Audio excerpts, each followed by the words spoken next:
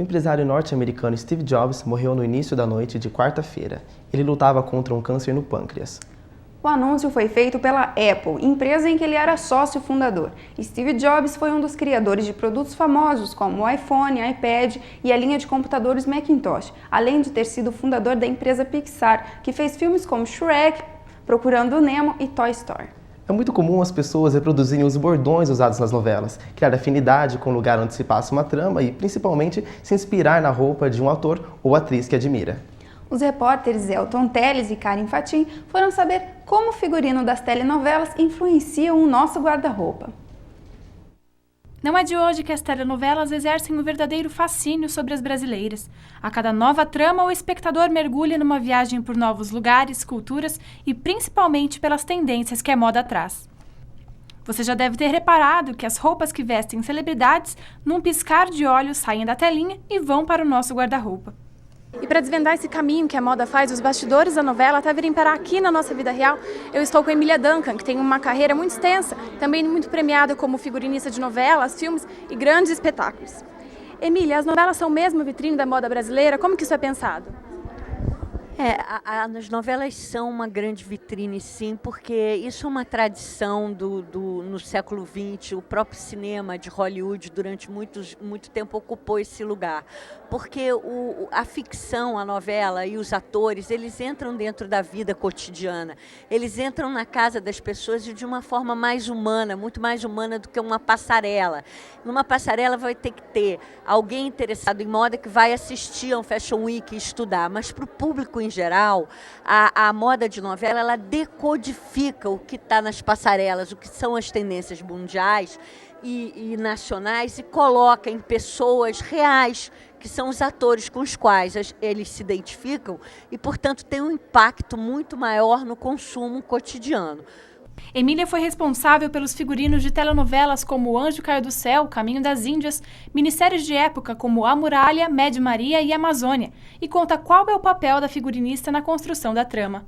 Normalmente o que se procura é você criar, adaptar a moda ou buscar referências de moda, mas sem perder as referências do personagem, o que o personagem precisa transmitir para aquela ficção. Não é um vestido qualquer ou porque o vestido é bonito, mas é adequado para aquela pessoa por causa daquelas características socioeconômicas, culturais, corporais, etc.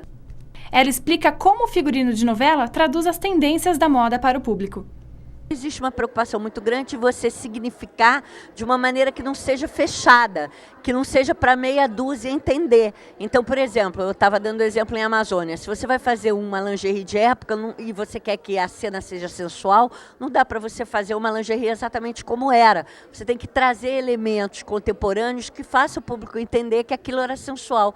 Então, tem uma série de técnicas que a gente se preocupa para traduzir para aquilo implicar numa leitura fácil do ponto de vista contemporâneo, porque se a gente levar a época ao pé da letra, nunca a gente vai conseguir esse resultado, a não ser para um público muito pequeno e muito literato.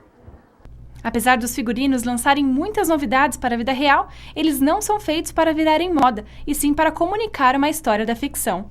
O figurino não é criado para a moda, ele é criado para o personagem, para a ficção. Então ele tem que ser aprovado pelo diretor, ele tem que ser aprovado por uma série de instâncias. E não dá para você abrir uma coleção e dizer, olha, vai ser isso. Primeiro você tem que gravar a novela, primeiro tudo tem que dar certo. Então, de alguma forma, é quando vai para o ar mesmo que as pessoas vão olhar. Mas normalmente, nós figurinistas, a gente pesquisa tendência e vê as tendências em relação aos personagens. Então, de alguma forma, e como a gente também pesquisa no mercado, a gente compra coisas e produz coisas que já estão sendo produzidas ou que ainda estão para serem lançadas nas coleções. E aí, portanto, não está totalmente desvinculado do que o mercado de moda está fazendo. Agora vamos falar de esporte. A tecnologia que seria implantada no futebol para determinar se a bola entrou ou não no gol vai ter a estreia adiada. O campeonato inglês de 2012 seria o primeiro a receber os equipamentos, mas os testes não vão ser feitos esse ano. Se tudo ocorrer bem, a tecnologia vai ser implantada em 2013. A intenção é testar e comprovar a eficiência do sistema para que a FIFA possa usar na Copa do Mundo de 2014 no Brasil. E agora o futsal maringaense. A situação do Ciagim Maringá na chave ouro do Paranaense não é das melhores. A equipe ainda tem 2 jogos pela frente e precisa vencer. Além do trabalho dentro de quadra, o Ciagim precisa torcer contra o Quedas do Iguaçu Futsal e o Paraná Clube, que são adversários diretos no G4. A gente fica por aqui. E até a próxima semana. Tchau!